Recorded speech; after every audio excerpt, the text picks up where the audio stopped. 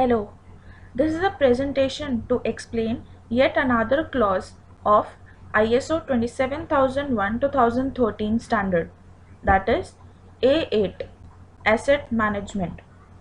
Asset management is based on an idea that it is important to identify, track, classify, and assign ownership for the most important assets in one's organization.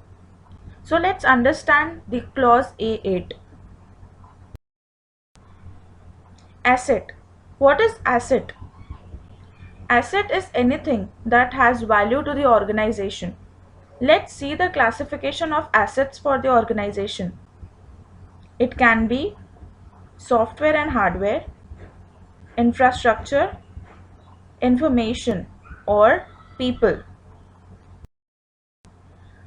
Now let's see why are assets important for ISMS. First is risk assessment. Second is responsibility assignment. Let us see what is risk assessment. Risk assessment basically enables us to identify risks together with threats and vulnerabilities. Responsibility metrics, on other hand, defines the asset owners. These asset owners are the responsible ones to protect the CIA of the information, that is, confidentiality, integrity, and availability. So, what is asset management? It is a set of business processes designed to manage the life cycle and inventory of technology assets.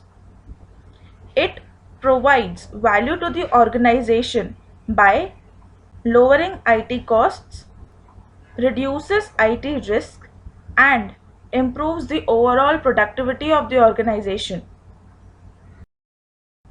Moving forward, let's see what are the clauses under A8 Asset Management.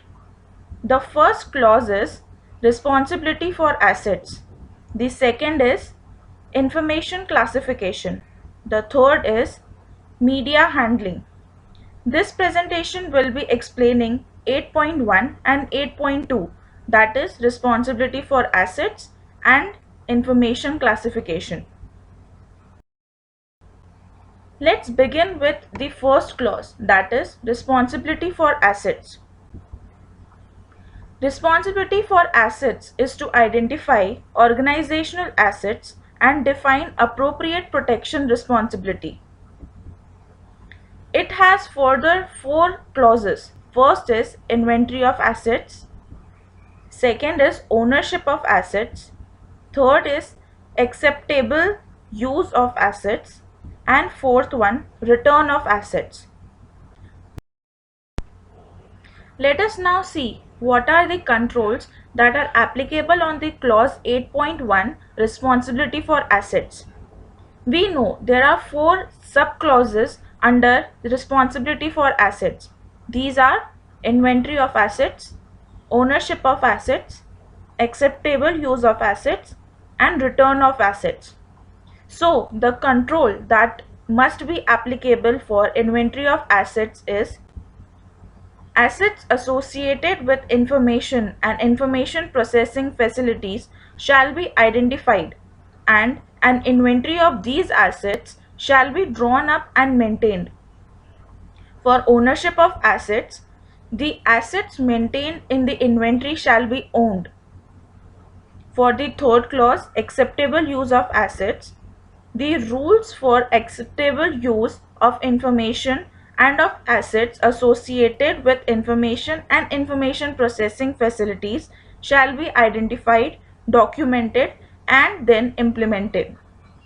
The control applicable for return of assets is all employees and external party users shall return all of the organizational assets in their possession upon termination of their employment contract or agreement. Moving on to second clause, that is information classification. Information classification is to ensure that information receives an appropriate level of protection in accordance with its importance to the organization. It has further three subclauses. The first is classification of information, second is labeling of information, and third is handling of assets. Now let's see what are the controls applicable for 8.2 information classification. As we know, there are three subclauses under this clause. The first is classification of information, second is labeling of information, and third is handling of assets. Let's see what is the control applicable for the first subclause.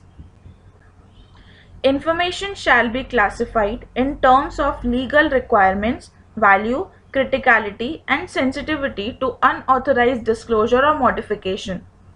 The control applicable for labeling of information is an appropriate set of procedures for information labeling shall be developed and implemented in accordance with the information classification scheme adopted by the organization. Similarly, for handling of assets, the control applicable is procedures for handling assets shall be developed and implemented in accordance with the information classification scheme adopted by the organization. That's all for the understanding of clause A8 asset management. These are the references that were referred for making this presentation. For more details, you can log on to our website.